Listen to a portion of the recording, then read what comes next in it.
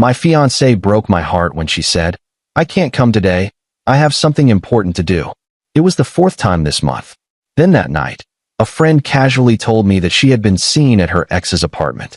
The next day, I sent her a bouquet along with a card, and the panic on her face after reading it revealed more than any words could. I'm 27, and until 3 weeks ago, I thought I had my life figured out. I'd been with Lauren for 4 years, engaged for 8 months. We were supposed to get married in June.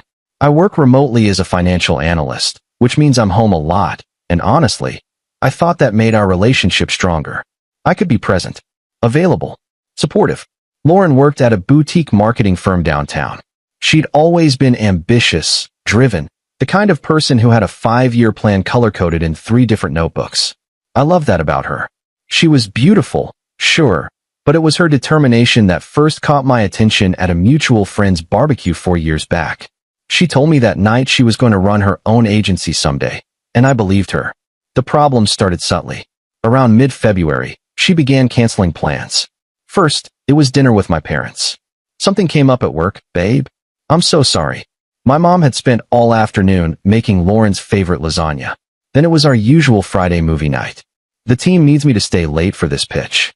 I'd already bought the tickets, already picked up her favorite candy. I ended up going alone, sitting in that dark theater with an empty seat next to me. But then it became a pattern. February 18th. Can't make it to your brother's birthday. Client emergency.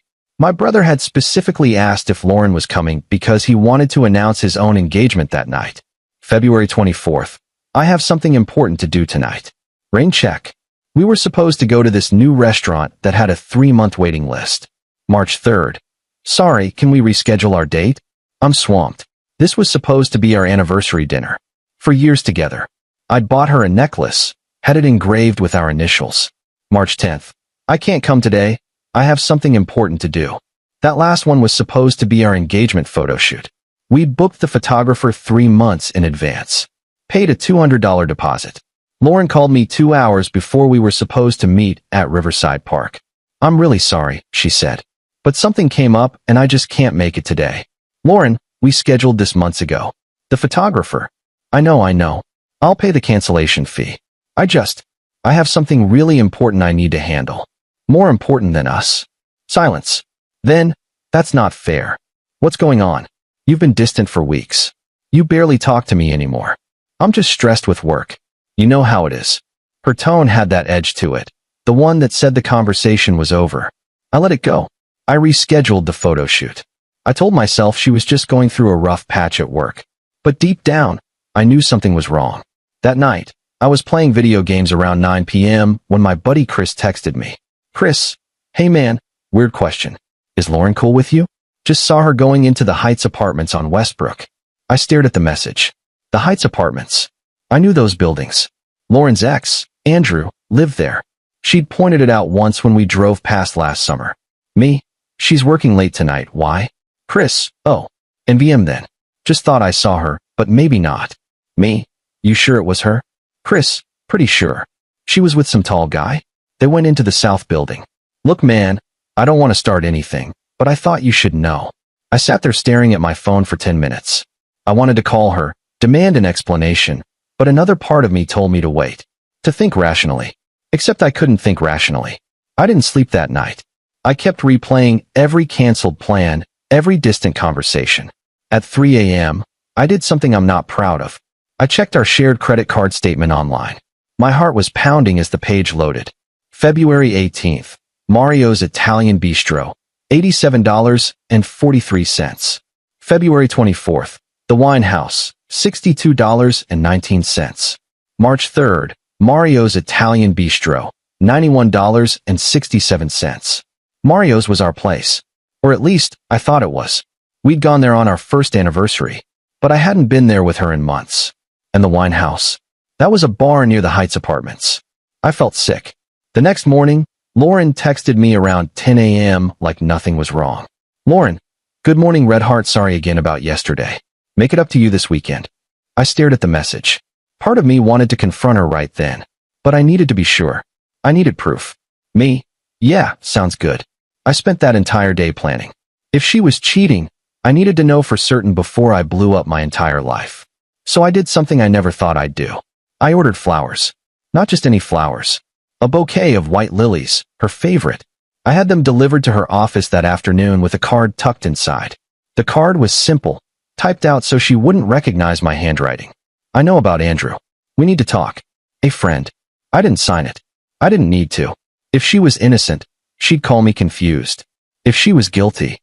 My phone rang 30 minutes later. It was Lauren, and her voice was pure panic. Did you send me flowers? She asked immediately. No hello, no warmth. What? No. What? Someone sent me flowers with a weird card, and she stopped. I could hear her breathing hard. Never mind. It's probably nothing. What did the card say? Just nothing. Some weird prank probably. But her voice was shaking. Lauren, what's going on? Nothing. I have to go. She hung up. I sat there holding my phone, and for the first time in 4 years, I didn't recognize the woman I was supposed to marry. Update 1. Lauren didn't come home that night. She texted around 7 p.m. saying she was staying at her friend Bella's place because she needed space to think. I didn't push. Honestly, I was relieved. I called Chris and asked him to tell me everything he'd seen. He felt terrible, but he gave me details.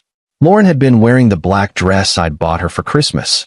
She was laughing, hanging onto some guy's arm as they walked into the building. He didn't get a clear look at the guy's face, but he was tall, dark hair, athletic build. Andrew fit that description perfectly. I'm sorry, man, Chris said. I wasn't sure if I should even tell you. No, I'm glad you did. That night, I went through everything. Her laptop was still at the apartment. She'd left in such a hurry she'd forgotten it. I know, invasion of privacy, but at that point, I was past caring. Her email was open. I scrolled through until I found a thread from 3 weeks ago. The subject line, good to hear from you. It was from Andrew. I clicked it open and read through the entire exchange. It started casual. He'd reached out congratulating her on the engagement. She'd responded politely. But then the emails got longer. More personal. They started reminiscing about the good times, about trips they'd taken, inside jokes they'd shared. Then, February 16th. Would love to catch up in person if you're free. Coffee. Her response, I'd like that. February 18th. The day she canceled on my parents. There was an email from Andrew. Last night was amazing. I forgot how easy it is to talk to you. I've missed this. Her response, I've missed it too. More than I thought I would. I felt like I was going to throw up. The emails continued. They met for drinks. Then dinner. Then she was going to his apartment, just to see his new place. March 10th, the day of our photo shoot, Andrew had written, can't wait to see you today. 7 p.m. still work. She'd responded with a heart emoji. I closed the laptop and just sat there in the dark. For years, we'd built a life together. We'd picked out wedding venues, tasted cakes, argued about whether to have a DJ or a live band. And she'd thrown it all away for her ex-boyfriend. I didn't cry. I just felt empty. Update 2. Lauren came back the next afternoon.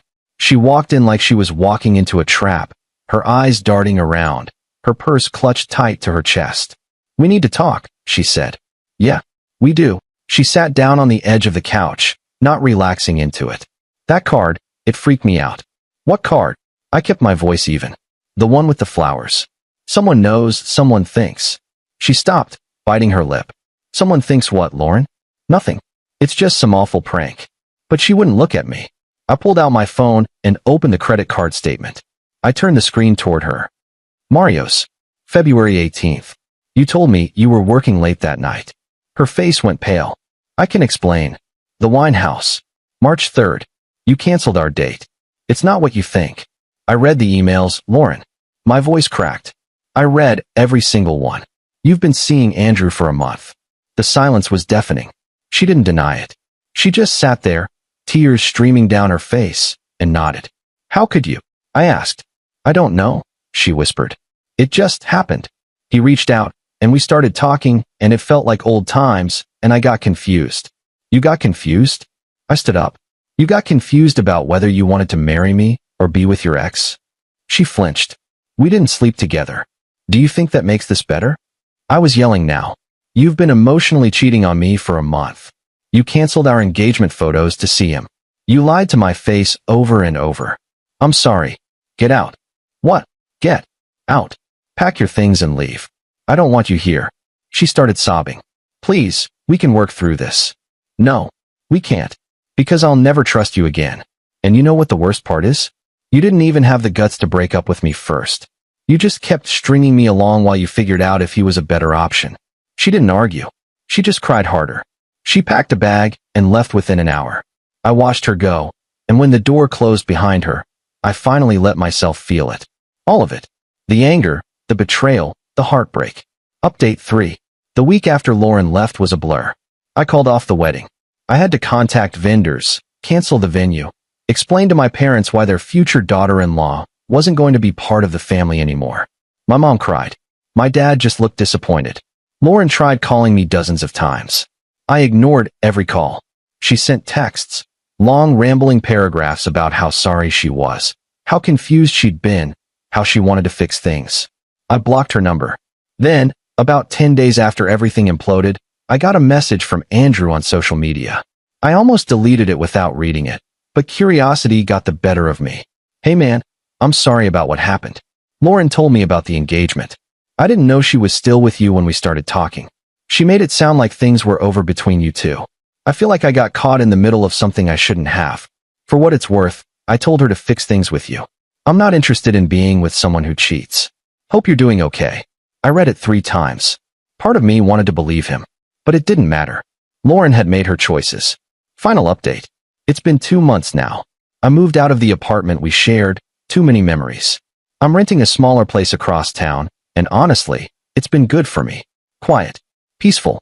I heard through mutual friends that Lauren and Andrew tried to make it work, but it fell apart after 3 weeks. Apparently, once the excitement of sneaking around wore off, they realized they didn't actually have anything in common anymore. She's been calling around trying to get me back, but I haven't responded. I have nothing left to say to her. My brother asked me last week if I regretted sending those flowers, if I regretted forcing the truth out into the open. I told him no, because living a lie would have been worse. Marrying someone who didn't respect me enough to be honest would have been worse. Some days are harder than others. I still catch myself wanting to text her about something funny I saw, or start to tell her about my day before I remember she's not part of my life anymore. But it gets easier. I don't know if I believe in closure, but if this is it, I'll take it. I deserve better than someone who can't choose me. And one day, I'll find someone who will. Edit 1.